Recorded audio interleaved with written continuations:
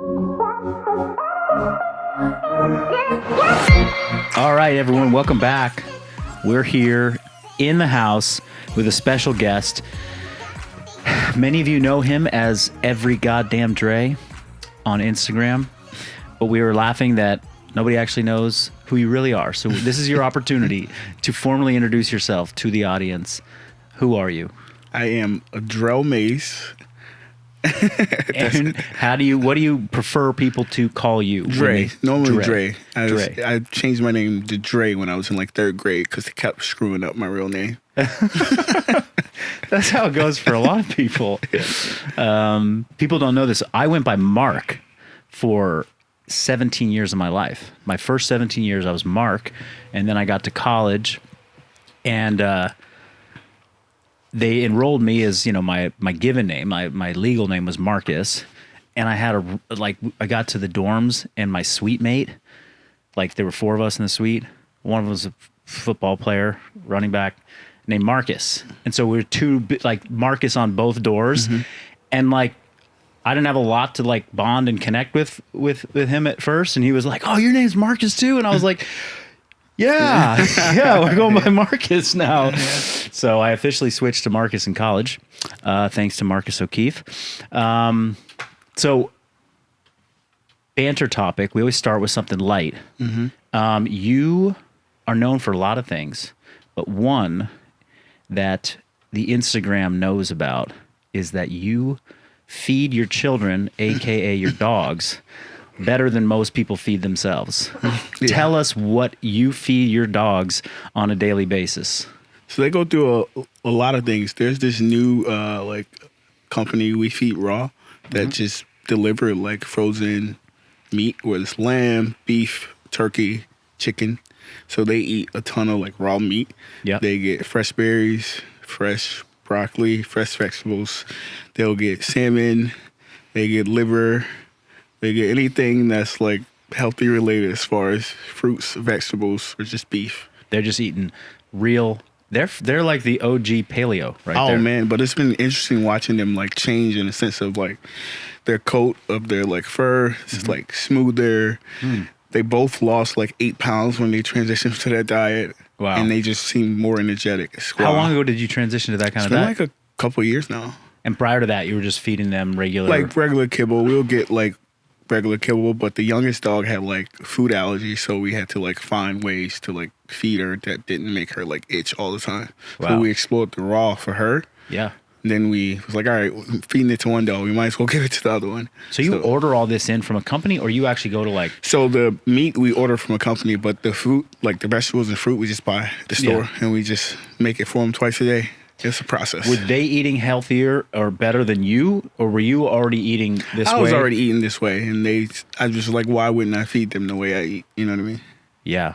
Wow. Okay. It's a lot of work, though. It's a lot of work, and it's more expensive than buying kibble? It is. The trick is we don't pay attention to it. Yeah. It's I don't want to talk about it. People how much you spend on your dogs? I was I don't know. I don't know. I don't want to get frustrated with it, so I don't know. I have a separate bank account for that, a separate wallet for that. I don't even look at it. It's just, okay, right on. Well, that is, I mean, I guess it's a little different because they're just gonna eat what you give them, right? They do, but the oldest, I tricked her one day. I tried to give her kibble, she would not eat it. Oh yeah, give her back the kibble, she would not eat it. Because before, when they had kibble, she would just pick at it or go to it and not really care for it. They'll sit around all day. But now when I feed them, they're right away. It's just yeah, pets to me, this is I didn't grow up with pets. We don't have pets now.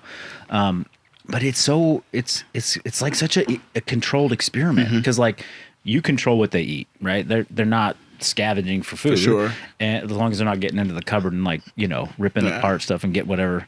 But it's so you get to control their diet, and when they eat, it's a perfect experiment. Hey, we're gonna change your diet. We're gonna change when you eat. We're gonna change how much, and you start to see when they're thriving and when they're not, right? Yeah. Yeah. I love that post you did the other day where it was the week after the time change or days after the clock, the daylight savings. And they're just they don't care what the clock says. It's Yeah. like, it's time to eat, and I'm just waiting here right now for my meal. Oh, for sure. They were like kicking their bowls all over the place, like because in their mind they knew it was like it's 5 o'clock. Yeah, like this it's is what time rhythmed. we eat. How is that a thing though? Like I don't know, how is that even The possible? daylight saving thing. No, like that the dogs still the know. thing. Oh, well, that's circadian biology. That's Yeah. that's what I try and preach to people when we're talking about nutrition. It's like, teach your body and give your body a rhythm and a routine, and it will adapt to it. And then, so it's like, you eat at 9, eat at noon, eat at 3, eat at 6, like make it like clockwork. Mm-hmm. And once you do that and you establish that consistent routine, then the beauty of it is that your body knows what time it is. You can anticipate your energy levels are going to be, this is when my energy is going to be like this. This is when I'm going to start to drop and fade a little bit, and that's when I have a meal. And you can just make it so much more routine and rhythm for people. So Yeah, I felt like that with working out as well. It was like going through college, and then after college, it was when it would get past the point that I would usually worked out by now, my body be like shaking, like I'm like itching. It's like because I haven't done it yet, but yeah, it was the same thing. and it goes for how when you move, when you eat, and then when your head hits the pillow. Those are kind of the three. Maybe you add in like when you get exposure to light, sunlight. It's partly why people say like get out, get that early morning sunlight, because that helps to set that. I mean, people like it's like circadian biology is like the rhythms and the clockwork of your internal systems that don't even know what the clock says. They just know what your rhythms are. But those 4 things make just a dramatic difference. If anyone out there is struggling, take the dogs as an example. It's like, and when you feed them at this time, and you feed them at this time, and you feed them this food, and you feed them this food, like they get tired when they get tired. Like it's probably predictable. They're like, it's time to go for a walk, right? This is when we go for a walk, or this is time when we go lay down and go to bed. Yeah. My biggest lesson from retiring as a competitive CrossFit athlete is focusing on how to stay healthy and strong for the rest of my life, not just right now. Everything I do in training now is for my future, and that's how I'm approaching fueling my body. What you do in the gym today and what you put in your body today aren't just for right now. Every choice I make, including my hydration, is intentional to build brick by brick the future that I want to live.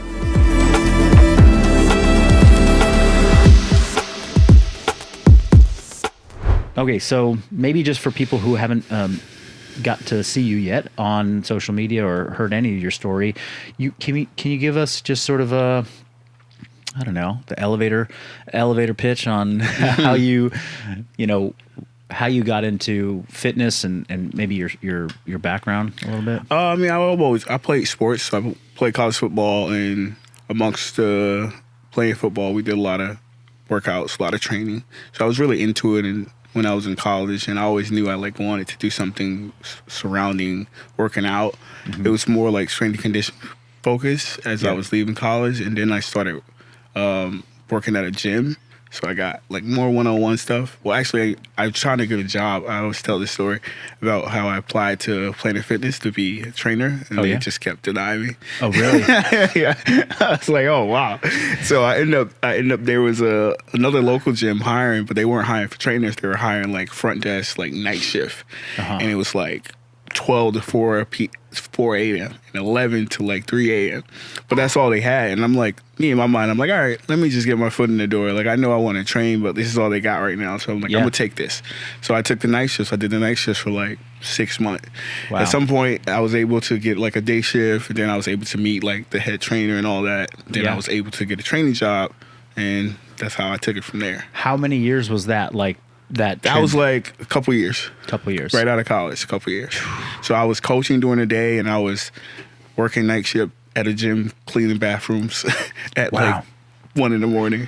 Wow. Because it was a 24-hour gym. Yeah. That's funny. I was just in Vegas, and I would wake up I was waking up early, had workshops during the day. I got up at 4 and went to the Planet Fitness, and it's empty. Yeah. Right? There's a couple people, but I'm the guy that's at working the desk, I'm man, he's doing everything. And it's just, he got to go everywhere. Yeah. It was a rough job. It was and had I not had in my mind, this is what I wanted to do, I would have been oh, no shot. Yeah. Wow. So go back to college. I'm curious because I went through like a, Division I strength conditioning program at Cal. I was a soccer player, so there was fewer soccer players. I mean, I found myself probably of 25 guys on the team or 22 guys on the team, there were maybe 3 of us that were really into the weight training. The other 18 were just checking boxes, right? Like, I got to do how many sets of this? Okay, I'm done. I want to get out. What was the percentage of guys on your football team that were kind of just phoning it in strength training, or was it probably around like 20%, and we probably have like at that point in college probably like 100 guys. Yeah. So you got like that 20% of people that like actually enjoy it and take it serious, because a lot of our lifts at that point were like 4 a.m., 5:30 a.m. Right. So it was like the time sucked, and then like some people just didn't care to work out. Like I was up until my going back before college in high school. I hated working out. Yeah. It was just pointless because I was gifted, like I was talented at football. Like I didn't need to work out, like I was just good at it. Yeah. So I was like, what's the point? Yeah. It wasn't until I got like older I understood. So I was like, I like it. But same thing in college. A lot of the guys were just gifted. Like they freakish athletes. They didn't really need to lift weights. Interesting. So do you think that was what really got you? I mean, what was the thing that kind of made you really connect to fitness? Was it just pure joy? Like, I love getting strong, I love the actual exercise, or did you see like it making you better on the field, or what was the thing? It was an outlet for me. It was like every time I would do it, like I would just get lost in it, in the sense of like I didn't have to think about the outside world, and I enjoy like the disconnect from life. Yes. And with lifting, I always got that, so it was like I enjoyed it. Very cool. And what was you've shared this with me in the past, but talk about your decision to, because you were good at football, and it sounded like you had opportunities maybe to go play after college. What was what made you not pursue that? It just was like weighing it out, seeing like what was actually the reality of it, like the odds of me like actually doing it long term. So even say I was able to get in, like how long would I be able to be in? Yeah, it would have been like a couple years, maybe, if that. It was like, I think I'd just rather start my life and start to work towards my career. Yeah. Because anything other than that is just like prolonging it. Like I had guys or friends that would go overseas and play, and it'd be like money to be like decent, but not like crazy. It was like, what are you doing? At some point, you're gonna have to stop. You're gonna have to start your life here, and you're gonna be behind the ball. So it's like, I'm all set. I think but towards the end, I felt like I was done. Like my body was just like banged up. I was into fitness, but more in like the bodybuilding way. So I didn't really know how to take care of myself. Like I just knew how to like beat myself up, build muscle. Yeah. Not really mobile like that. It was just like, so I was just banged up in pain. Yeah. You also, I mean, now well, certain people are going to have seen the work that you do, but you take somewhat of an unconventional approach to fitness now. Certainly the things that, plenty of good science and good conventional wisdom inside your training, but you've explored a lot of new things over the past bunch of years. What are some of the biggest lessons that you've learned through your career as like in fitness that you wish you could go back and implement back in your playing days? Honestly, just exploring more movement with like mobility stuff, and not just being so limited in my training. I did a ton of just like machines, body building stuff when I was in college, like all that you would see on your regular fitness magazine, or like what is it, T Nation or something like that. Back in the day, I would do a lot of those lifts, so it was like nothing that was inherently making me a better athlete. It was just like, I'm just trying to build muscle, be stronger. Yeah. So I would probably want to lift and train to perform at my sport more than anything. I feel like I would have got a lot more out of it playing on the field and just exploring being more mobile. What's like? Give us an example of something that it's like, if I just could take this back with me, I would have done this every single week, or I would have done that. What's something that you would have implemented? Probably the stretching and like the mobility work. Yeah. Paying attention to like, but a lot of this information wasn't out there back then. Like it wasn't accessible. Like we had strength and conditioning coaches, but I don't even think they knew and understood like the ankles and like how everything starts. Yeah, knees over toes. Like a lot of that stuff wasn't like prevalent yet. Like it wasn't enough information out there. But I think if I could take back anything, it would be everything. Like just the whole approach of like training and moving your body. What do you look back on and feel like grateful that you did with your training early on? Was it building a certain amount of strength? Like was it just the hard work? I mean, yeah. For me, it'd be just like the hard work, because like a lot of people in the industry, like they understand it, but they never actually done it. It's like what it takes to build muscle, like training to failure. And when you first get in it, if you come around like a lot of like bros, gym bros, bodybuilders, they don't know much, but they know how to train hard. Yeah. And that's what I did in my early days. I just trained hard, like no matter what, to failure all the time, like whatever it was, maxing out. I just trained hard. So I understand how to do that now. It was just like unlearning all of that when I realized I need to learn how to do everything else. Yeah, it's an interesting sort of comparison of like the person who just goes into the gym, maybe doesn't train with the best principles, but trains like a savage and just gets after it. And if their bodies are resilient enough, they can make a ton of progress. Yeah. And then there's, somebody who maybe is learning fitness later in life. They're taking on weight training for the first time in their 30s or maybe their 40s. And there's a little less like risk tolerance when you're older. You're like, I don't want to hurt myself, so I'm just going to learn the form perfect.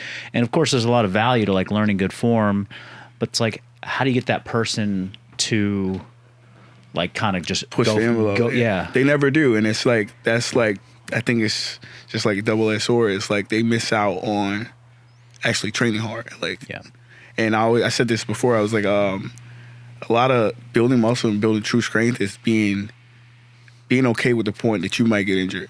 Mm-hmm. I mean, I've been injured plenty of times amongst my lifting journey, but I was able to build a lot of muscle as well. So it's like, it's kind of like give and take, Yeah. Yeah. I mean, I when I like talk to younger like athletes and younger lifters, I'm like, and they just love to push it. They want to do everything. I used to be in the camp of like, don't do that. Like you're going to hurt yourself. And then I realized like, well, you're actually pretty resilient. Let's just put a couple guardrails on you, but just go for it. Like get after it. And like, that was like my CrossFit career was, 25 to 24 years old to like 31 years old. And that was kind of prime years of lifting. And I was injured a lot, but the trade-off was that I also was the strongest, most muscular, built the biggest base of fitness that I have gotten to carry with me. Would I want to do that now? Absolutely not. Like, I don't need to walk around with pain every, day. But there's a ton of value in learning how to push. Knowing how to do it. Yeah. There's a difference. Like, I think a lot of people in the industry now, they just don't know how, or they're afraid to. Mm-hmm. But they have goals that may need them to be able to like put on a little more muscle, put on a little more strength, or be able to get people like clients to do it. Yeah, I had a coach and a mentor once that he used to say, what's the key? Like people are like, well, what's the key to building muscle? Like what sets and what reps, and like asking all the technical questions. And he I'll paraphrase, but it was basically like, you just need to, like, every day you need to wake up and it just needs to be your number one thought. Like, I need to grow, and everything you're doing is just if this will help me a little bit, then more of it might help me more. You just gotta give it a little bit more. Mm-hmm. Yeah. Okay. So then you transition past, cleaning toilets and mopping floors, and you're getting into training. You're taking on some clients. Talk about that maybe year or two, first couple years of training, and then what was that learning process like for you? I felt like it was difficult in the beginning because I'm thinking like most trainers get into training, you're like, I want to train people like me. They can do everything. Like they have the ability to do X, Y, and Z. And for a while, like at those local gyms, that's the kind of clientele you get. You get some older people, or you get some people that are just different than you. And at that point, I didn't have the knowledge to train them any different type of way than I was training myself. So it's like, look, I felt like it wasn't right, but I didn't know anything else. Yeah. So like that first couple of years was just like, I was just giving people workouts. I don't really think I was considered like a trainer. Like I don't think I had enough knowledge to be able to like truly give these people the best of what they need. They just getting good workouts. Yeah. But the progress thing, like I wasn't able to do that with them yet. So how did you go about like filling in those knowledge gaps for yourself? Well, it wasn't until I started working, I ended up working at Equinox, and they have like a whole like education system they put you through to kind of teach you how to train people, and which is perfect because in that audience of people, like you working with like CEOs, you working with doctors, you working with people that are not fit at all and they're broken, so you can't just do anything with them. You actually have to like take a step back and like learn how the body works, how to increase stability, increase mobility, and it takes you from like day one of like actually learning how to train people. Yeah, wow. And as I was going through training them that way, I realized like I should probably be training this way as well. Yeah. Yeah. So I mean, I kind of implemented it in my own training as I was building it up for them. So you kind of started. I mean, you really started from the bottom, and then Equinox is I mean, more or less like the premier health for club, sure. Yeah. At least in the States. Yeah. You know, and are they overseas? Yeah, they got a couple places overseas. Yeah. They do. Yeah. What was it like working in like a corporate structure like that? It was different. It was good. I felt like it was a lot, like you feel a lot of pressure to do things right, but there's also was a lot of information to like learn, and I just valued how much I learned. I was able to really take it because remember I already had that push factor. Like I knew how to train hard. It was like, all right, I just need the other pieces. So like I was eager to learn the other pieces. Yeah. Because I was amongst a lot of other trainers that were really smart, but the problem is like a lot of them, they didn't have that push factor, and obviously I stood out because I was a lot more muscular than a lot of them, so it was easier for me to get clients, but I didn't have the knowledge they had. Yeah. So I was like, all right, let me just obtain this knowledge, and then we're good. Sure. Yeah. So I was obsessed with like gaining knowledge on that. So I would love to take on clients that were like older, people that had pain, people that, because it forced me to really like learn how to train these people. When did kettlebells come into your life? During that time. Yeah. Because I realized a lot of those people probably had no business being under the bar. And some of the machines just didn't really work out for them. And it's like, all right, I still need them to be working out. So we started to really implement kettlebells into their routines. Yeah. Yeah. Did you have a mentor or anybody that you were like learning a lot from with kettlebells, or was it a lot of exploration? There's a lot of just like me just experimenting with different things. Yeah. Yeah, because again, for those listening that don't, you know, you'll go and look up Dre on social media, and you'll find out that a lot of his content. I mean, you train with all implements. Like you use barbells, you use landmines, you use dumbbells, you use machines, but there's a good percentage of your content that is kettlebell focused, and a lot of your programs are kettlebell focused. So you heard it here, self-taught. Yeah, for sure. And putting out probably the most viral kettlebell content that is available on the internet, which is, I mean, it's a competitive space. A lot of people using kettlebells out there. What do you think has allowed you? Well, when did you start to explore posting content on social media? It was like during COVID time. COVID. Before that, I didn't even really use my social media. You didn't. Like, but I had more time during COVID. Like, when I was working, I worked like 40, 50 hours a week. Yeah. And you add in my own training and then eating, sleeping, that was it. Like, I had no time to really post on social media. Like, my workouts was like 30 to 45 minutes because I had in between sessions. That's all I had. Yeah. So when COVID happened, like, I was still working out. I had more time to work out. So I was like, all right, let me post a few clips from my training. I was like, all right, simple. Yeah. And that just became an everyday thing. I'm working out, grab a few clips from my training, put it up. Yeah.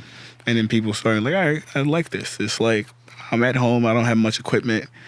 I don't really care to use machines. I don't really care to use barbells. And majority of the population either work out from home or they don't work out at all. So it's like, all right, this seems approachable. It's not like too insane. Yeah, for sure. Yeah. And so, yeah, so you were going from 40, 50 hours a week and then everything stopped. Everything stopped. Did you? I did some training during that month. I probably had like 10 people I was still training. We were training outside. And when we were outside, all I had was one kettlebell and 2 dumbbells. Yeah. So like we weren't able to progressive overload like we were in the gym. So like we had to learn movements. So I took that time to really build them up mobility wise, build stability, and really build up conditioning. And we worked strength with that one bell. Yeah. Wow. When did social media start to really like go viral for you or once I started being consistent with it in the sense of like I was posting every day, like my workout. Yeah. And I would say after like 4 weeks of it, like I started having posts just like take off. Really? And it was because people were like saving them to do the workouts. Yeah. Like I was doing full body workouts, probably 4 or 5 exercises. It's like, all right, it's simple. Yeah. And that's what it was. It was like people were like, all right, what's the workout for today? Like, what's the workout for today? And like they would be on my page every single day trying to find a workout. And I believe that just brought a lot of traction to my page because people were like, this guy's posting workouts every day. They're free. I'm following it. And it was like months and months and months of that. Like probably a couple years of that nonstop. Wow. Did you change your Instagram handle at that time? No, that's what it was. That's what it was. Because that started off as my it was my Twitter handle. Like a lot of me and my buddies, we were just doing like random names. Like one of my buddies' last name is Wood, so his handle was Wishy Wood, and the other guy, his last name is Moore. His handle is like Say No More. So it's like we had like little tricks on our name we would put as our social media handles. So it's always been that. Yeah, it worked. Yeah, I remember seeing some of those content pieces. I mean, I probably was in the group that just was like, you came on my radar during COVID because you were posting so consistently. You in your living room, sweaty, on a yoga mat with a couple kettlebells, just looking diesel and working out, right? Yeah, it's a good social media strategy, by the way. Just living room fitness. In my mind, I wasn't thinking it that way because at that point, I'm still working. And I'm like, I wasn't really trying to make this a business. It was like I'm just sharing what I do with people. Like I have no desire to like make it more than what I'm just sharing. Yeah. Which is interesting. Have you ever been? I mean, I've gotten the question over the years from fitness trainers, coaches, people who are like, "Hey, what should I do? How should I start my social media?" And they're like, "Well, how'd you do it?" And and I always say, I'm like, listen, I don't know if I have advice for you because this wasn't really my plan. Like I kind of got forced into it by people wanting and demanding more of what I was putting out. It was never meant to be a business for me. It was more like just a hobby of me sharing what I was doing. Like I still was working in person, had a full business lineup in person and some coaching stuff. So I never really had the desire to do it. So it's like, I always tell people like, it's hard to do when it's what you want to do because you need it to work right away. Like you were not patient with it. Like I think if I like got into it to want to do it, I'd have been frustrated if it wasn't like, I wasn't getting enough engagement or I wasn't getting anything. But because I was doing it as like a side thing and like a hobby, I didn't care what it was doing. Like I was just sharing it. Like it was helpful to some people that was continuing to say, I want to post this. And it was probably like maybe like 8 or 9 people was like, I'm coming here for my workout every day, so please keep posting. It's like, all right. So I just kept posting.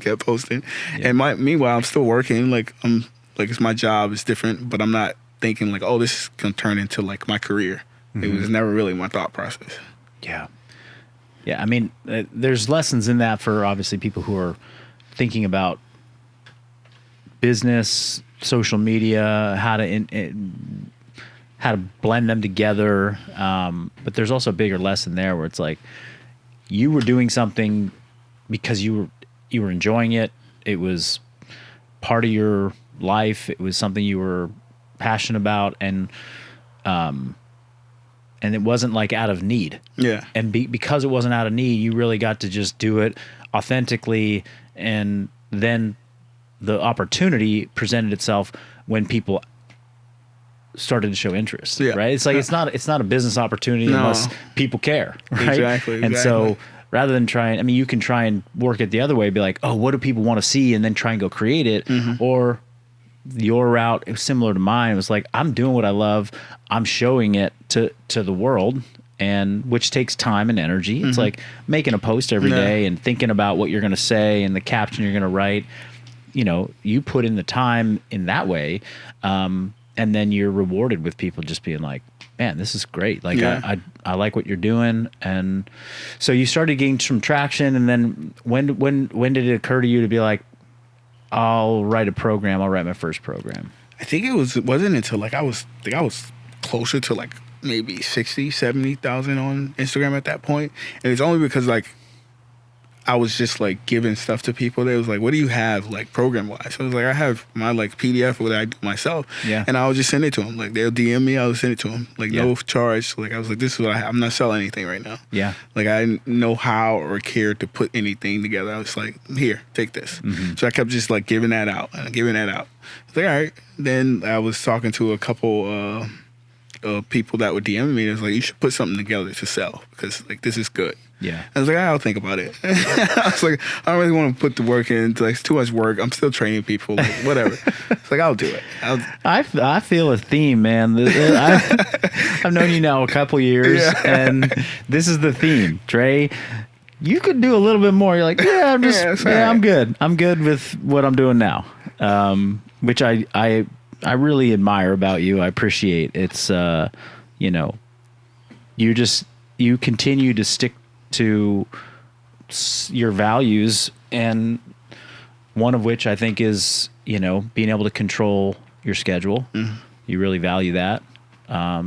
You still train a lot, right? Yeah. Like how many hours a day do you find yourself moving? Someone asked me this other day. It was like, what is your routine like as far as like gym, workout, like sauna and stuff? I probably have like maybe 4 or 5 hours of, if I go to the gym, I'm like warming up, cardio, I finally lift, get in the sauna for a little while, shower, maybe cold plunge. Yeah. And go on for like 4 or 5 hours. Yeah. Yeah. So like I value that. That's like my time. And then you add in the dogs, you add in like cooking. Yeah. Maybe a little admin work. That's full day. Yeah, it is a full day.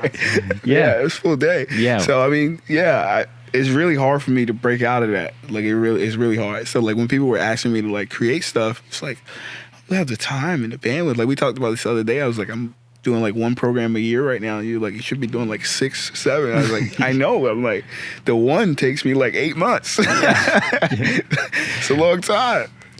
Well, I wanna get to the part of the journey where and this is also true.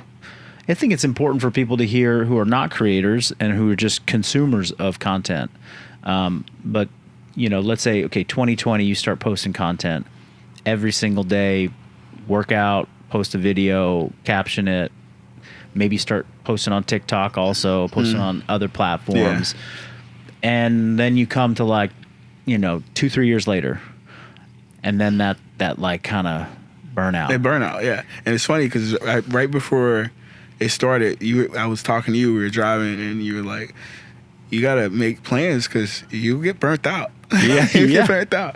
And I was like, I don't know, it's fine now, because I've always seen it as like, it's always been looked to me as like, it's a side thing, like always. Even it's just like, I'm working out anyway, just grab a few clips. Yeah. But my workout started to become more about those clips than it was about the actual workout. And I was like, all right, I'm sick of it.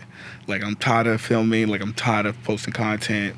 Like, I just want to work out and be like free of feeling like I have to do something, or create something, or put something out. But at this point, like, I'm a brand, I'm a business, so it's like almost demanded of me, like, to continue to put out stuff, because that's going to continue to grow my business, like revenue stream. Like, I'm training a lot less in person now, so it's like my business is truly from me putting out content.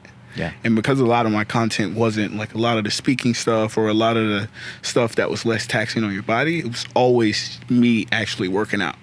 So it's demanding that I continue to work out mostly like 5, 6, 7 days a week. Yeah. And when you add in the other aspects of the mental piece of it, as far as putting programs together, putting all that, you just get like burnt completely out. Mm-hmm. And I was over it. So like programs started taking longer to create. content just started like it's just standstill stall. I was like, I'm not creating anything. I'll just reuse stuff I already have, but I'm not setting up a tripod when I'm working out. I'm just going back to working out and enjoying it the way I enjoy it. Because I was just completely burnt out. How long ago was that?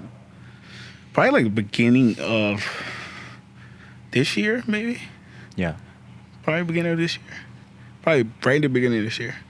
Yeah. So I mean, so like almost 3 or 4 years of being consistent daily, and just like hit a wall.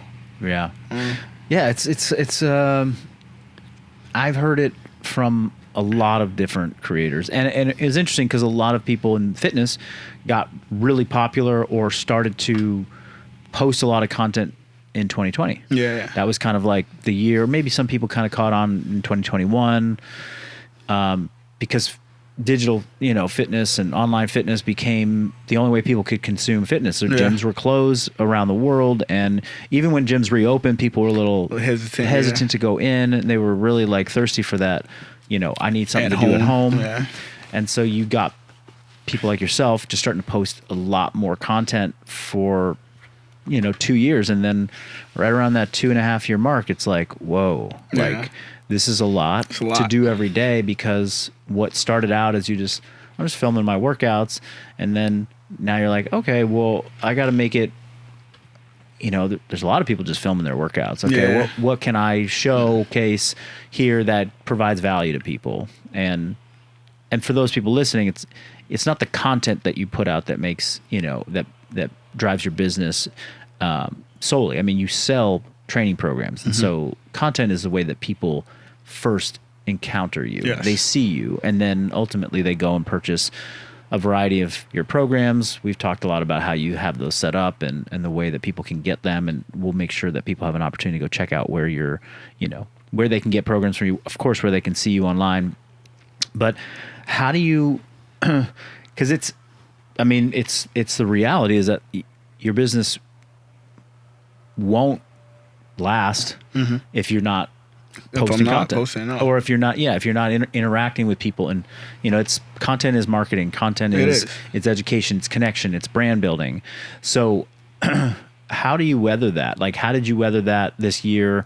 What was the time away from setting up the tripod? Like, what did that do for you? I mean, I'm still going through the process of it. I mean, business wise, like, I think the longevity of the business and what I've created, I was fortunate enough that I have enough out there where it's not slowing down completely, but to continue to grow, I need to be producing more. Yeah. So that's the part where I struggle. It's like, there's no sense of urgency yet, but it can be if I don't pick back up. But I think the time away just allowed me to like get back into a creative space, like make sure I hire the people to do the things that I don't really have the mental capacity to do, that takes me longer to do, and I can get back to doing what I actually enjoy doing, just working out and putting together stuff from my actual workouts.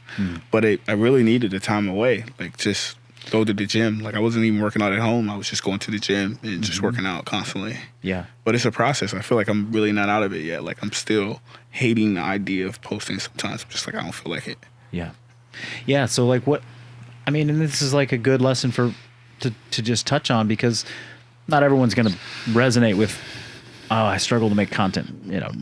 Most people don't make content. Yeah, they don't, yeah. However, there are things that they know that they need to be doing for their physical, emotional, mental well-being, that they're just like, God, I'm in a rut. Like, I just don't like doing what I'm doing. So what is this year? What lesson have you gained from this year that you would share with people? Like, hey, you find yourself in a rut. This is what has, not to say you're out of it yet, but it's like, what would you share with people? Just honestly, just step back and take a look at what's important. Like, what do you value? Like, if you continue at this rate, what's going to happen? So like, step back, analyze it, and regroup. Did you do that exercise? Because I've talked about that with people and this was very helpful for me. It was like, when I'm in a rut, you're feeling it, but it's like, I got to just keep going, I got to keep going because I don't know what else to do. And like, the pain in the moment, day to day, is like, it's hard, but it's not like, okay, my whole life is unraveling. Yeah. But I give people the exercise, and I did this last November, and I learned this at Tony Robbins. It was like, okay, close your eyes, and now picture you don't change anything. You just keep on this path, and you keep fighting against this thing that is just digging away at you bit by bit. Like, think of yourself 1 year from now. Nothing changes. What kind of person are you going to be? What are your relationships going to be like? How's your physical health? How's your mental health going to be? What are your loved ones going to say about you if you change nothing? Mm-hmm. And it was like, okay, now anchor all those feelings. All right, now go to 5 years. Like, what does it feel like in 5 years if you change nothing and you just keep grinding through this thing that just isn't fulfilling? It's driving you nuts. Like, and we took it all the way out to like 30 years from now, and I was like, once you see far enough down the line of like, if I just keep doing this thing that I hate, or that fighting against this, this limited self-belief, or trying this process that is clearly like, on the one hand, it's essential for this business, but it's also just making me lose passion. And you get out far enough, you can just see the real like consequence that's there, which is like, I'm a shell of the person I used to be. I stopped caring. I started putting out mediocre content. People stopped trusting me. My loved ones don't even care to listen to my advice anymore, because they see I can't even trust myself anymore. And I think that is a great way to just be like, wow, okay, something needs to change today. Yeah, for sure. Otherwise, where am I headed? And that's how much time am I going to waste in life, or in business, or in my health, or whatever. What's 2025 going to look like for you, and what exciting things you have coming up, and where do you see like opportunity and a glimmer of, I don't know, hope? Me, like, mostly just taking a lot of stuff off my plate and just doing the things I really enjoy. That's also business related, but just really focusing on things that I really can control. Yeah. Not really worried about the algorithm or like things in that matter. Just get back to just doing what I like to do. Yeah. And that's how you got started. Yeah. Doing what I enjoy and not letting it be too much. And if I get to a point where it's like a lot, just taking a break for a while. Yeah. But having more of a structure and a schedule behind it.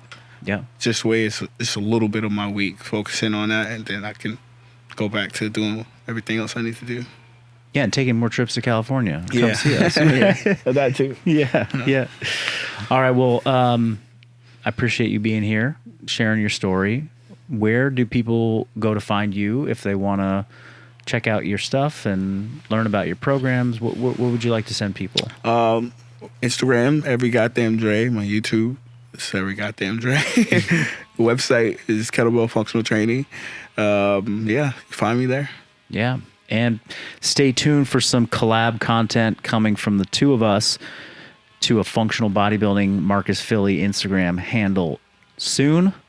And congratulations on your engagement. Thank you. Give us, send the people out with just a little bit of the engagement story. How did it go down? You planned that thing for I did plan it for a while. And even then, like the last little bit, it was tougher because I had to get all my family to Boston, get all her family to Boston, and I had to keep her in the dark. And I'm not a planner; she's the planner in our relationship. So if anything's going on fishy, she usually sniffs it out because I usually don't do anything. Yeah. So it's getting my people, my family there. I had to make sure they had all their flights, do all that stuff. Yeah. And then we were actually supposed to go to brunch with Jason and Lauren. This is what she thinks we're doing. Oh yeah. We're meeting them for brunch, and as we're on our way to brunch, she's literally yelling at me about like, when do you propose? When are you proposing? As we're on the way to it. So it's so funny. So like during that week, it's somewhere in our neighborhood. It's during that week, there was this bird that was always like on this shelf, like this edge of the thing. And I kept sitting there to it because I was talking to the bird, trying to get it to like come like a dog, like, because it would get close to me. So happens that day that bird was there. So No. I pointed to it and we walked towards it, which happens to be an exact spot that my photographer guy needed for her to be in for like the photos and like the Oh my engagement. God. It was perfect. It was perfect. And then during that time, my buddy had went back to her house because she had to see us leave and the dogs not be there. So he went back to the house, grabbed the dogs because the dogs were wearing like the bibs that said, will you marry Oh, wow. my father, our dog owner, whatever it said. And when we're out there, we're talking, we're looking into the space or whatever, and the dogs run up on us and she see like the bib, but it asks, Oh, wow. will you marry my dad? And then that was Man, it. so romantic. My God. It's a lot of work. It's a lot of work. And then we had it was like a surprise like brunch with everybody after that. Yeah. Were Jason and Lauren there? No, they were out of town. They were they were supposed to be there, but they were out of town that weekend. They were in their family vacation, but we said we were meeting them for brunch. That's good. That's good. So the truth finally comes out. Dre had to take a hiatus from making content because he was planning a very elaborate engagement. Yeah. He'll be back. No, you never left. And yeah, good to see you. And thanks for coming out. And thanks for being on the podcast. And Functional Bodybuilders, make sure you go check out all of Dre's stuff. He's obviously been in our content before, and we've done some YouTube collabs, which are still heavily viewed and searched for. But if you want to learn some great new kettlebell moves, I get a lot of inspiration from him. So please go check him out, and be sure to check us next week on the podcast. Take care.